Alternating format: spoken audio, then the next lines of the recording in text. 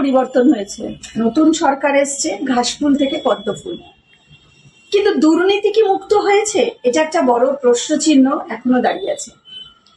BJP আশ্বাস দিয়েছিল নির্বাচনের আগে যে ভয়মুক্ত একটা সমাজ তৈরি করবে, এবং প্রধানমন্ত্রী নিজেও বলেছিলেন যে ভয় আউট ভরসা ইন, এবং নারী সুরক্ষার কথা বারবার উঠে এসেছিল, এবং বিজেপির সংকল্পপত্রেও কিন্তু নারী সুরক্ষার কথা বারবার উল্লেখ করা আছে। কিন্তু যারা সরকারি অস্থায়ী কর্মী থেকে শুরু করে বা স্থায়ী কর্মী যারা মহিলা, তারা কি সরকারি দফতরে এখনো সুরক্ষিত, নাকি তাদের বিভিন্ন ধরনের একটা বিভিন্ন পরিস্থিতির মধ্যে এখনো পড়তে হচ্ছে? জানি নতুন সরকার, সময় লাগবে, হয়তো মুখ্যমন্ত্রী শুভেন্দু অধিকারী মহাশয়ের কাছেও এখনো সমস্ত বিষয়ে যায়নি, কিন্তু আজকে যে বিষয়টা আপনাদের কাছে তুলে ধরবো সেটাও মারাত্মক।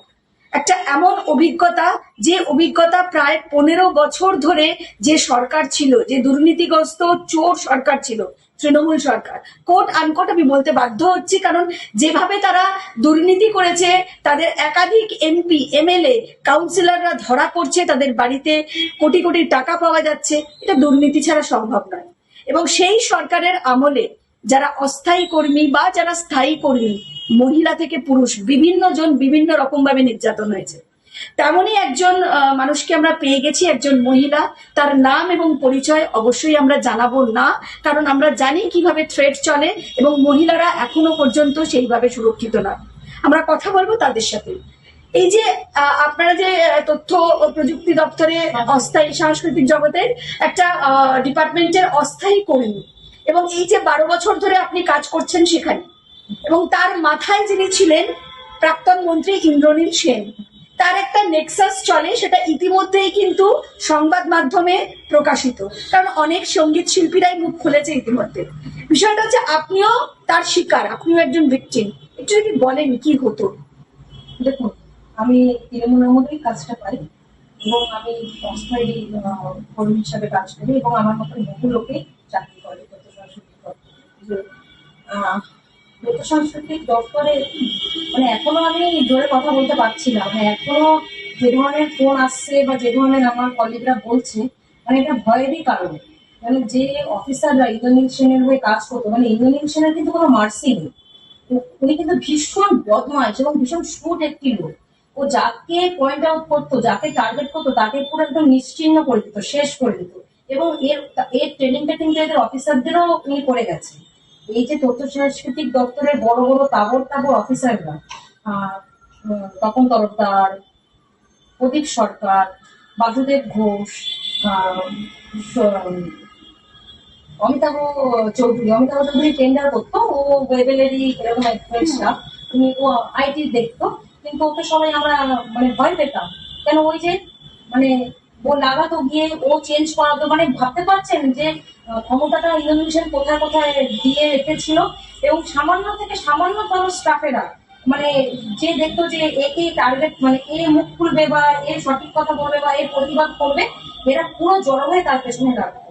আরো অনেক অনেক অফিসার আছে, জেলাতে আছে, নবান্নে তো ভুড়ি ভুড়ি আছে, রবীন্দ্র সদনে চেয়ে আছে, জেলাতে আছে, এসডিআইসিও আছে, ডিআইসিও আছে, কত ডিআইসিও নবান্নে গেছে, তারা আছে, বিভিন্ন জায়গায় এদের এই বাহিনীটা ছড়িয়ে গেছে। এরা কিন্তু স্টিল নাও তৃণমূলের পথেই চলছে। এরা কিন্তু নতুন সরকারকে ভয় পায় না। এদের হাবভাব, এদের কথাবার্তা, এদের থ্রেট মানে স্টিল নাও চলছে। মানে আমি এখানে একটু দর্শকদের বলবো এবং মাননীয় মুখ্যমন্ত্রী শুভেন্দু অধিকারী মহাশয়কেও আর কাছে আলোকপাত করব যে সরকার পরিবর্তন হয়েছে ঠিকই, কিন্তু এরা এই নতুন সরকারকেও নাকি ভয় পায় না এবং মানছে না। তারা কিন্তু এই থ্রেট কালচার বা মহিলাদের ওপরে যে একটা অত্যাচার, তাদেরকে ভয় দেখানো, তাদেরকে দমিয়ে রাখা এবং বাধ্য করা যে তারা তাদের যে দুর্নীতি, সেই দুর্নীতিগুলো যাতে চেপে রাখে, মুখ খুলতে না পারে, সেই পরিবেশ, সেই ভয়ের বাতাবরণ কিন্তু এখনো তারা কায়েম রেখেছে। এবং তারা সরাসরি বলছে যে সরকার পরিবর্তন হয়েছে ঠিকই, কিন্তু বিজেপি সরকারকে আমরা ভয় পাই না। এবং মুখ্যমন্ত্রী শুভেন্দু অধিকারী মহাশয়, আপনাদেরও এই বিষয়গুলো দেখা উচিত। আমরা বাকিটা শুনে নেবো তার মুখ থেকে। তাদের কথা হচ্ছে যে আমরা আমরা আমাদের হাতে বিজেপি নেতা আছে। আমার কথা হচ্ছে, একটা দপ্তর কি নেতাতে চলে, ভয়ে চলে? নেতা ধরে কাজ করতে হবে কেন? পারিশ্রমিক দেবেন, আমি বাড়ি যাবো এবং অফিসের যাবতীয় যা অসুবিধাতে আমরা ঝাঁপিয়ে পড়বো এবং আমরা ঝাঁপিয়ে পড়ে কাজ করেওছি, কিন্তু আমাদের কোনো সে মূল্যায়ন করা হয় না, আমাদের দেখা হয় একদম নিচু নজরে। কেন? এরা মুখ খুলেছে, এরা প্রতিবাদ করতে পারে, এরা একদম বাজে নেই।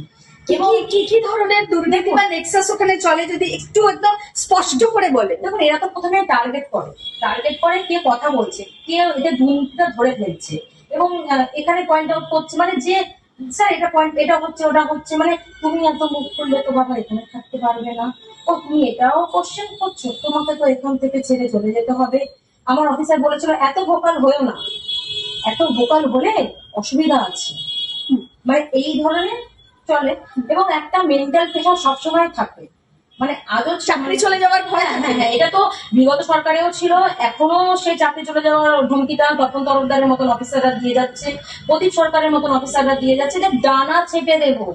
এই দেখেছো তো সরকার কেরম করে হকার উচ্ছেদ করছে, এরকম ধরে ধরে এই ঠিক এই ভাষাতে আমার কলিগ আমাকে বলেছে যে এই ভাষাতে, এবং প্রমাণ আছে আমার কাছে যে সেই কথাটা বলেছে। তপন তরফদার বলেছে যে যেভাবে হকার উচ্ছেদ করছে সেভাবে তোমাদেরও এখান থেকে উচ্ছেদ করে দেবো, ধরে ধরে ডানা ছেটে দেবো এবং তোমাদের ফটো সমেত নাম দিয়ে দেবো বিজেপি নেতাদের যে দেখো দেখুন এরা তৃণমূলের ক্যাডার, এরা তৃণমূল আমলে চাকরি পেয়েছিল। এই ধরনের মানে দর্শকরা এত ভয়ঙ্কর তথ্য সামনে আসছে যে সরকার বদল হওয়ার পর অফিসার যারা আছে তারা রীতিমতন ভয় দেখাচ্ছে এবং যারা কর্মী, সরকারি কর্মী, অস্থায়ী হোক বা স্থায়ী, তাদেরকে কোনো একটা রাজনৈতিক দলের ক্যাডার হিসেবে দাগিয়ে দিয়ে ভয় দেখানো চলছে এখনো। এবং এবং একটা নেক্সাস চলে, সেই নেক্সাস নিয়েও আমরা শুনবো। নেক্সাসের মেন মাথা তো ইন্দ্রনীল সেন, সেটা এখন নেই।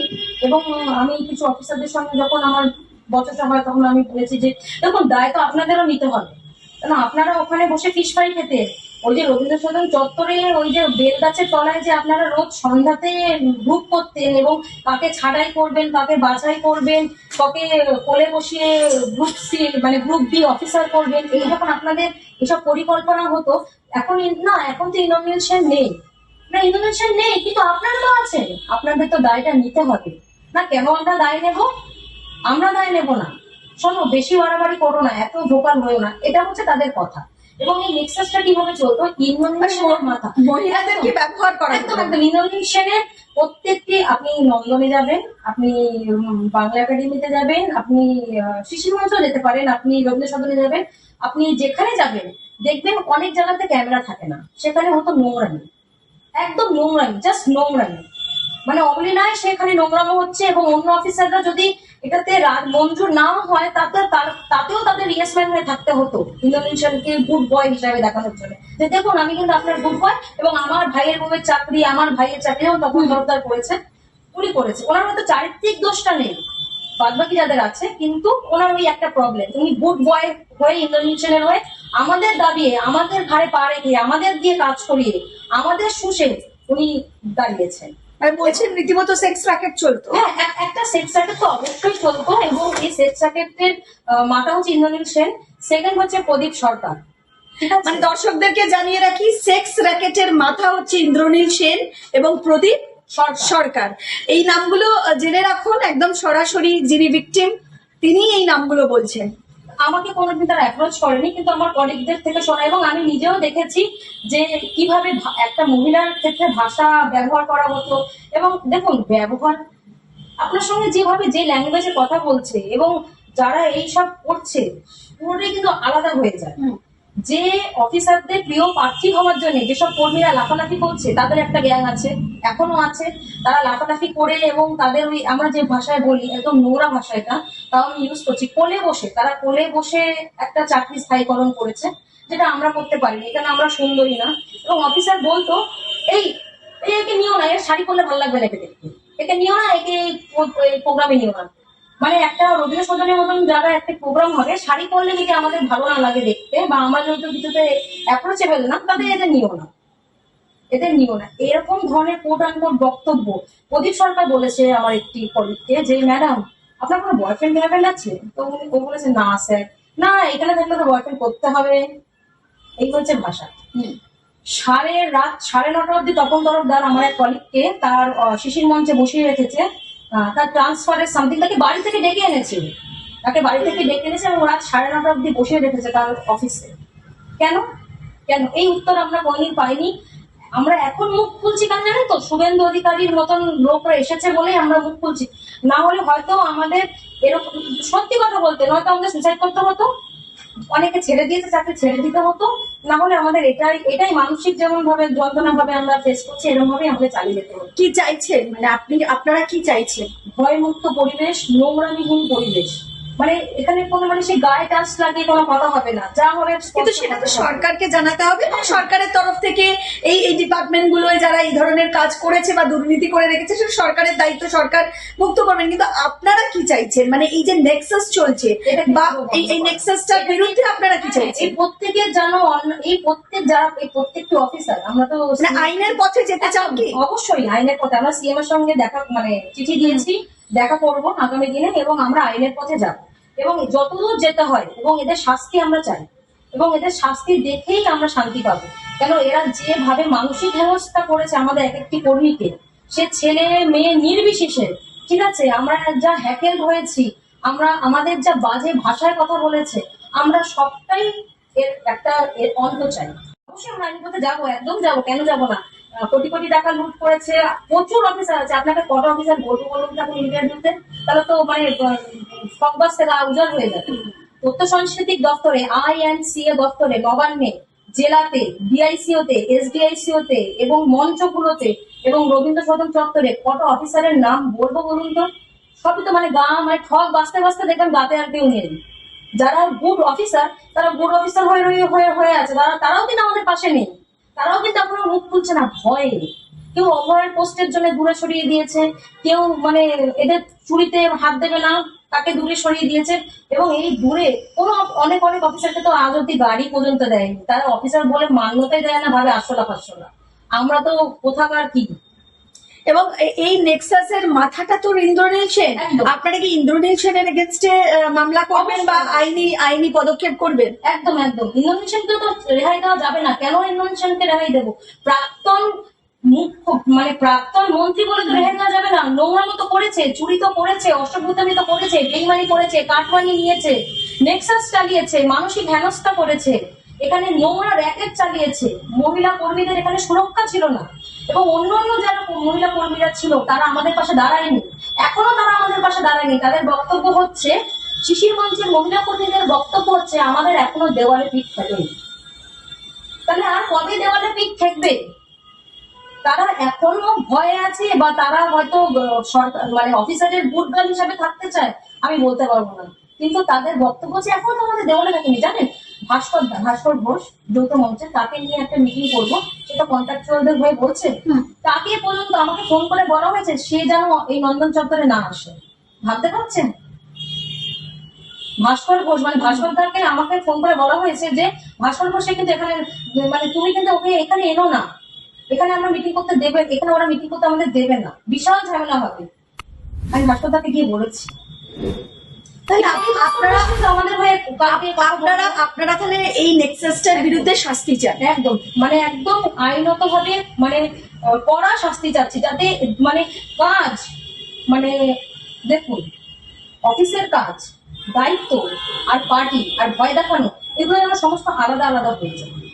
এই যে সব একদম তৃণমূলে যে জগা খিচুড়ি হয়েছিল, মানে যেটা চন্দননগরে যেটা ছিল, এখানে যারা চন্দননগরের আমাদের কর্মীরা চাকরি করতেন, তারা আমার চন্দননগরে গিয়ে ওখানে পার্টি অফিসে বসতেন, এবং ওখানে একটা রেজিস্টার খাতা মেনটেন হতো, সেখানে তাদের মানে অ্যাবসেন্ট প্রেজেন্ট হতো, যে আসতো না তাকে ইন্দ্রনীল সেন দায়িত্ব নিয়ে দুটো সরাতো, এবং ইন্দ্রনীল সেনের বাড়িতেও একটা রেজিস্টার খাতা চলতো, যেখানে ওনার বউয়ের সব বুটি ফুটিকে কেউ হেল্প করতো, বাড়িতে কাজ করতো, মানে এই ধরনের এই অফিস তো চলেছে, বুঝেছেন। এবং কিছু অফিসার শুধু ব্যক্তি স্বার্থের জন্য আমাদের ইউজ করেছে, এবং আপনি শুনুন, বিশ্বাস করুন, অফিসাররা শুধু আখের গুছিয়েছে, টাকা গুছিয়েছে, কাটমানি গুছিয়েছে, ফ্ল্যাটের পর ফ্ল্যাট কিনেছে, জমি কিনেছে, বাড়ি কিনেছে, এবং নিজেদের আত্মীয় স্বজনের চাকরি করেছে পার্মানেন্ট পোস্টে, আর কিচ্ছু না, নাথিং। অফিসাররা, কিছু সিঙ্গাররা, আমরা তো জানি কারা কারা আসতো, কি কি হতো, আমরা সব জানি। আমাদের শুধু একটু ভরসা লাগবে, মাননীয় মুখ্যমন্ত্রীকে আমাদের কাছে এটাই আবেদন যে আমাদের একটু ভরসা দিন, আমরা আপনাকে সব বলবো। একদমই আমরা শুনে নিলাম ওনার মুখ থেকে পুরোটাই বিষয়, যে মুখ্যমন্ত্রীর কাছে আর্জি জানাচ্ছেন যে একটু ভরসা দিন, মানে ভয়টাকে আউট করে ভরসাটাকে দিন, যে প্রতিশ্রুতি বিজেপি সরকার করেছিল। এবং একাধিক অভিযোগ এই ইন্দ্রনীল সেন এবং তার গ্যাং, যে গ্যাং র্যাকেটটা চলতো ইন্দ্রনীল সেনের ইনস্ট্রাকশনে, তাদের বিরুদ্ধে একাধিক অভিযোগ, এবং সেই অভিযোগ আইনি পদক্ষেপের দিকেও এগোবে যারা ভিকটিম তারা। নমস্কার।